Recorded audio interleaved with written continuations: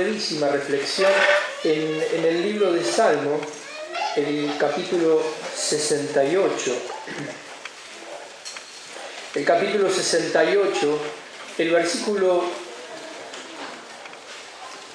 5,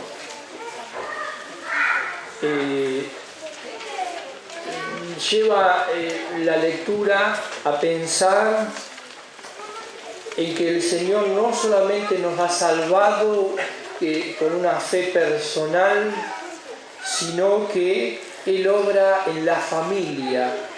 Ustedes saben que ese es un poco el pensamiento en esta noche, el pensar en la familia. Y ustedes saben que en el Antiguo Testamento los judíos tenían las fiestas solemnes, eran festividades nacionales, pero también religiosas, y ellos lo hacían en familia, y ellos se alegraban en familia y compartían su fe en familia. Y dice el Salmo 68, el versículo 5, Padre de huérfanos y defensor de viudas es Dios en su santa morada. Dios hace habitar en familia a los desamparados, saca a los cautivos a prosperidad, mas los rebeldes habitan en tierra seca. Brevemente, ustedes habrán visto, como yo esta semana, la noticia de esos 5 chiquitos que resulta ser que fueron abandonados, 5 hermanitos. Dentro creo que había arrancado un bebé y el más grandecito no llegaba a 10 años, ¿cierto? Una historia muy triste, y aparentemente después apareció una mujer que dijo ser la mamá, con serios problemas de consumo de droga y demás. Lo cierto es que los chiquitos esos 5 hermanitos estuvieron solos en un ámbito mal alimentado, con frío, y tuvo que intervenir la justicia para hacerse cargo, ya estén en un hogar de tránsito. Pero pensaba en lo que dice la palabra, que Dios es Dios de la parte más debilitada de nuestra familia.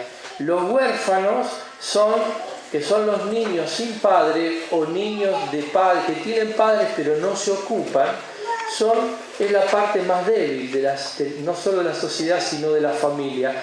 Y fíjense qué precioso que Dios se presenta así como el Dios de los huérfanos y dice Padre de huérfanos. Fíjate vos que lo que necesita el huérfano justamente es un papá.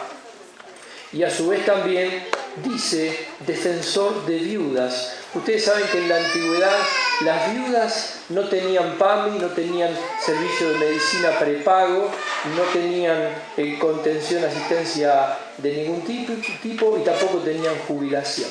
Entonces la viuda es una persona expuesta muchas veces a la pobreza y a veces empujada a la prostitución a consecuencia de la pobreza. Y la Biblia dice que Dios es padre de huérfanos y es defensor de viudas. Y dice, es Dios en su santa morada. Dios hace habitar en familia a los desamparados. ¿Y saben qué?